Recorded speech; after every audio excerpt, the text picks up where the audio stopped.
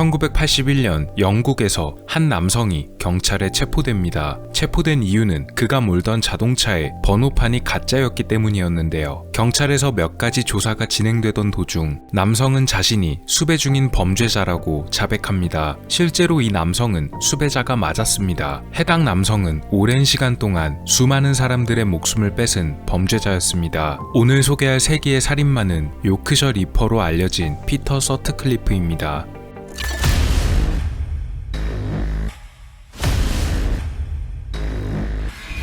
피터 서트클리프는 1946년 영국에 있는 요크셔 지방에서 태어났습니다. 그의 집안은 그다지 형편이 좋지는 못했다고 합니다. 피터의 아버지 존 서트클리프는 한마디로 인간 쓰레기였습니다. 그는 툭하면 가정폭력을 저지르는 사람이었고 알코올 중독증에도 심하게 걸려 있었습니다. 한 번은 가족 모두 크리스마스 저녁을 즐기기 위해 모였는데 존은 아들 피터가 자신의 자리에 앉았다는 이유만으로 피터의 머리에 맥주병을 휘둘러 깨뜨렸습니다. 이때 피터의 나이는 겨우 5살이었습니다. 또 한 번은 피터의 어머니 캐슬린의 불륜을 의심하고 마치 다른 사람인 척 그녀를 한 호텔로 유인해서 캐슬린을 공개적으로 모욕하기도 했는데요. 문제는 이 과정에 피터를 비롯한 다른 자식들까지 호텔로 불러내어 모든 것을 지켜보게 했다는 사실입니다. 피터와 다른 자녀들은 모두 이 과정을 보게 됐고 이런 가정 분위기가 피터의 자아 형성에 매우 좋지 못한 영향을 끼쳤다고 평가됩니다. 게다가 존은 피터를 특히나 미워했다고 하는데요. 바로 그가 미숙아로 태어났기 때문이라고 합니다. 하지만 피터가 미숙아로 태어나게 된 건 역시도 캐슬린이 피터를 임신하고 있을 당시에 존이 아내에게 저지른 가정폭력 때문이었으니 모든 문제의 원인은 아버지 존이라고 봐도 무방했습니다. 이런 폭압적인 가정 분위기에서 자란 피터는 아버지와는 반대로 다정한 어머니에게 많이 의지했고 자신의 어머니와 같은 여자야말로 세상에서 가장 완벽한 사람이라는 생각을 가지게 됩니다. 하지만 앞서 말한 호텔에서의 사건 이후 그는 그나마도 가지고 있던 여성상마저 무너지게 됐고 곧 모든 여성은 거짓말쟁이다라는 왜곡된 생각을 가지게 되고 말아버립니다. 피터는 12살에 기숙학교로 보내지게 되었는데 이때 너무나 왜소한 체격으로 인해서 집중적인 괴롭힘의 대상이 되었다고 합니다. 이 당시 기억도 그의 정신적 문제에 큰 영향을 끼쳤습니다.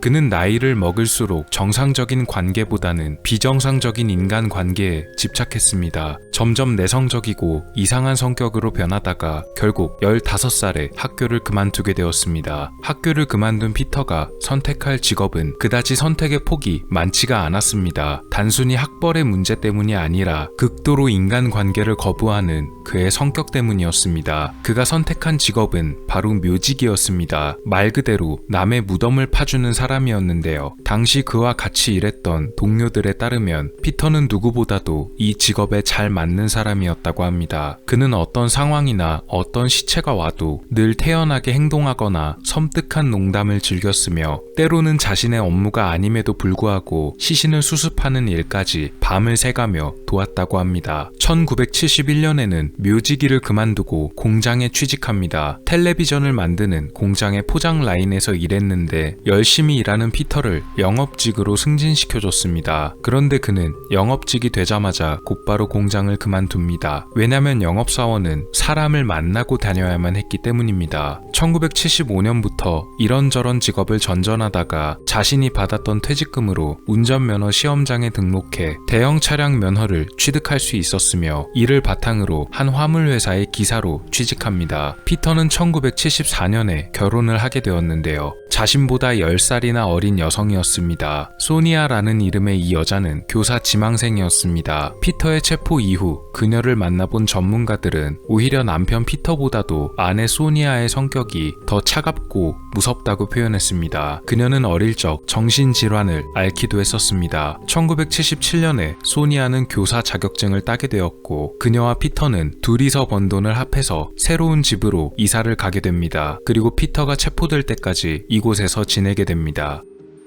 화물차 기사로 일하던 피터에게는 취미가 있었습니다. 한번 배송이 끝나고 나면 시간이 많이 남았는데 그는 종종 거리에 트럭을 세워두고 거리 위에 매춘부들이 남자들에게 찾아가 서비스를 권유하는 것을 지켜보거나 아니면 그냥 그녀들이 모여있는 것을 차로 따라다니며 바라보는 것이었습니다. 가끔 그의 존재를 눈치챈 여성들이 트럭으로 와서 그에게도 서비스를 권유하기도 했지만 피터는 자신에게 먼저 접근하는 여성들이 싫어서 그대로 창문을 닫고 자는 척을 했다고 합니다. 그러나 그는 그녀들에게 비정상적인 집착을 보였고 결국 그의 이런 빗나간 집착은 곧 피터가 끔찍한 범죄를 저지르는 방아쇠가 됩니다. 총 22명의 피해자가 발생했고 그중 13명이 숨졌습니다. 사실 그의 첫 번째 범죄는 이미 오래전에 이뤄졌습니다. 1969년 양말 안에 돌을 채워놓은 도구를 사용해서 한 피해자의 머리를 강하게 가격한 사건이었습니다. 다행히 첫 피해자는 부상만 입은 채 살아남을 수 있었고 피터의 보복이 두려웠던 피해자가 그의 처벌을 원하지 않았기에 풀려날 수 있었습니다. 1975년에만 4건의 범죄를 저질렀습니다. 그중 3건은 피해자들이 부상만 입었으나 나머지 1건은 피해자가 목숨을 잃게 되었습니다. 28살이었던 피해자 윌마 맥켄 메리는 4명의 자녀를 두고 있는 여성이었습니다. 그녀는 둔기에 머리를 가격당한 뒤 날카로운 것에 여러 번 찔려 숨진 채 발견되었습니다. 1976년에는 2건의 범죄를 저질렀는데요. 42살의 에밀리 모니카 잭슨이라는 피해자는 무려 몸에 52군데의 자상을 입고 숨진 채 발견됐습니다. 피터가 쓴 흉기는 날카롭게 갈아낸 드라이버였습니다.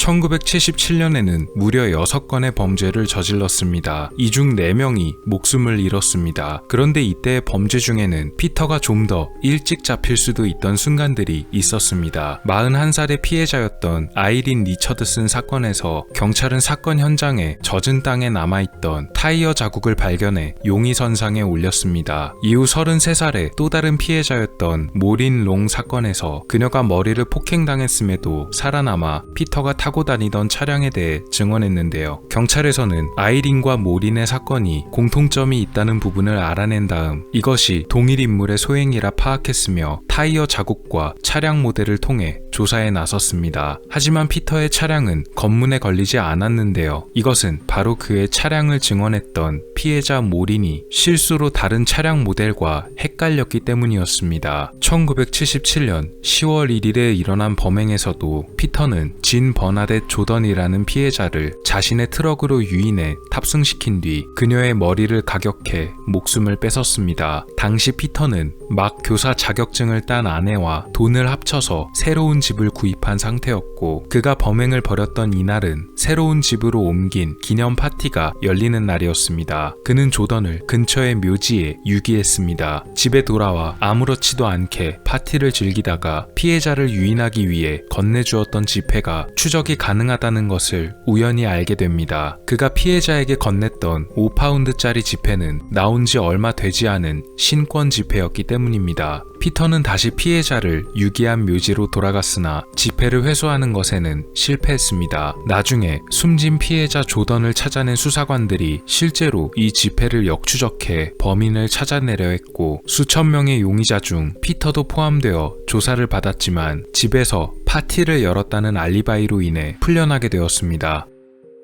사건이 한창 벌어지던 와중엔 이런 일도 있었습니다. 1979년 경찰서에 편지와 함께 한 카세트 테이프가 발송됩니다. 마치 영국의 유명한 범죄자였던 잭 더 리퍼를 따라한 듯한 내용이었는데요. 테이프에는 자신이 바로 1년의 연쇄 사건을 일으킨 범인이며 경찰의 수사를 조롱하는 내용이 녹음되어 있었습니다. 일단 경찰은 편지 봉투에서 DNA를 채취해 증거자료에 포함시켜 보관했습니다. 언론에서는 피터가 일으킨 이 사건을 잭 더 리퍼를 따라 요크셔 리퍼라고 지칭했습니다. 그렇다면 이 편지와 녹음 테이프를 보낸 것은 과연 피터 서트클리프 본인이었을까요? 일단 이 편지 사건의 결말부터 먼저 알려드리자면 시간이 아주 많이 흐른 2005년 경찰에서 당시 보관되어 있던 DNA와 테이프 자료를 꺼내어 분석한 결과 편지를 보낸 유력한 용의자를 찾아냅니다. 그런데 그는 피터 서트클리프가 아니었습니다. 존 존 사무엘 험블이라는 엉뚱한 남자였습니다. 그를 체포해 해당 사실에 대해 추궁하자 그는 몇십 년 전 일이라 기억나지 않는다고 말하다가 증거가 계속 나오자 자신이 보낸 것이라며 자백합니다. 결국 그는 재판에서 경찰 인력을 낭비하게 하고 고의로 수사를 방해하려 한 혐의 때문에 2006년 징역 8년형을 선고받게 되었습니다.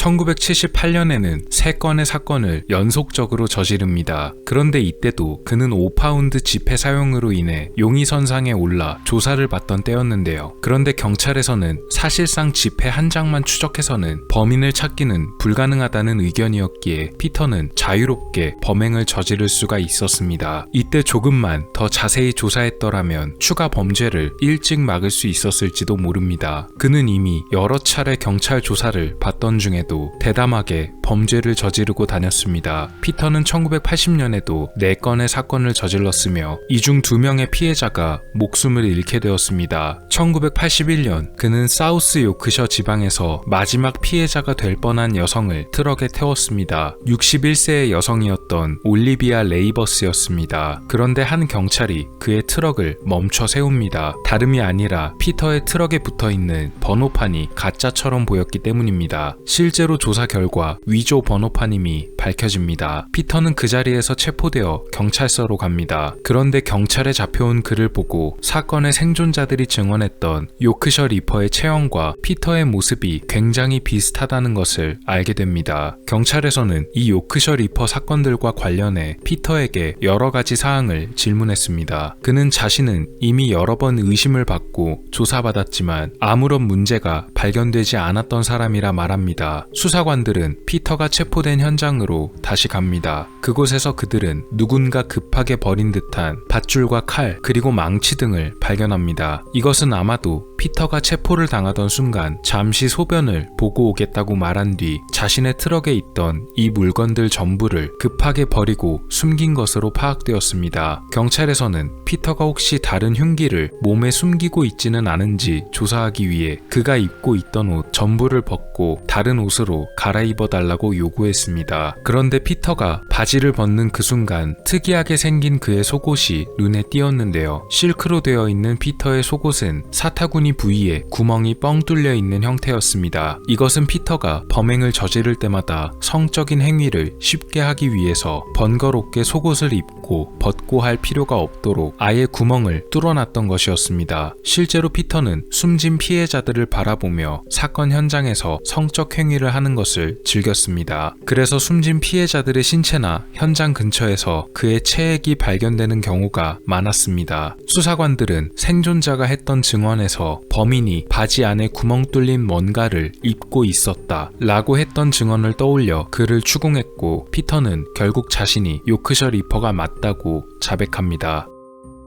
그는 자신의 범행을 자백하면서 자신은 하늘의 계시를 받아 범행을 저지른 것뿐이고 그가 목숨을 빼앗았거나 혹은 부상시킨 여성들은 모두 더러운 오물일 뿐이었다고 말하기도 합니다. 하지만 그의 주장과는 다르게 그의 피해자들 중에는 그냥 평범한 여성들과 미성년자도 있었습니다. 이런 점에 대해서 그는 여자들은 모두 사기꾼이며 자신이 범죄를 저지르지 않았더라도 언젠가는 그들도 거리의 여자가 되었을 것이라는 이상한 궤변을 늘어놓기도 했습니다. 2주간 열린 재판 끝에 피터는 모든 혐의에 대해 유죄 판결을 받은 뒤 종신형을 선고받게 되었는데요. 배심원들은 그가 정신 이상자라는 그의 변호를 무시하고 종신형을 결정했습니다. 피터가 종신형을 선고받고 투옥된 뒤에도 그의 또 다른 여죄로 의심되는 사건들이 수도 없이 많이 제기되었습니다. 2015년 작가 크리스 클라크가 펴낸 책에는 피터가 1966년부터 1980년까지 적어도 22건의 사건을 더 일으켰다는 주장이 담겼습니다. 전부 당시 근처에 피터가 살고 있거나 범행 수법이 비슷한 사건들이었기 때문입니다. 그럼에도 불구하고 피터는 여죄에 대해서는 전혀 인정하지 않았으며 오히려 가석방을 시켜달라는 항소를 넣기도 했습니다. 법원에서는 가석방은 불가능하다고 판결합니다. 2020년 피터 서트클리프는 코로나에 감염되어 병원으로 이송되었으나 결국 숨졌는데요. 74 14살의 나이였으며 조촐하게 장례가 치러졌습니다. 이 사건을 통해 경찰을 비롯한 영국 사법기관은 엄청난 질타를 받게 되었습니다. 그를 조금 더 일찍 체포할 수도 있었는데 경찰의 수사력 부족으로 검거가 늦어졌다는 주장이었습니다. 한 신문에서는 경찰이 피터를 붙잡은 뒤 조사했지만 그냥 놔준 횟수가 12번이나 되었다는 폭로 기사를 게재하기도 했습니다. 조금만 더 수사를 깊게 더 자세히 들어갔다면 피터 서트클리프가 거짓말을 하고 있다는 점을 일찍 파악할 수 있지 않았을까 하는 아쉬움을 남기기도 했습니다. 요크셔 리퍼 피터 서트클리프에 관한 이야기였습니다. 오늘 미스터리 어떠셨나요? 여러분의 구독과 좋아요의 힘으로 다음에도 재밌는 미스터리로 찾아오겠습니다. 미스터리 큐브였습니다. 감사합니다.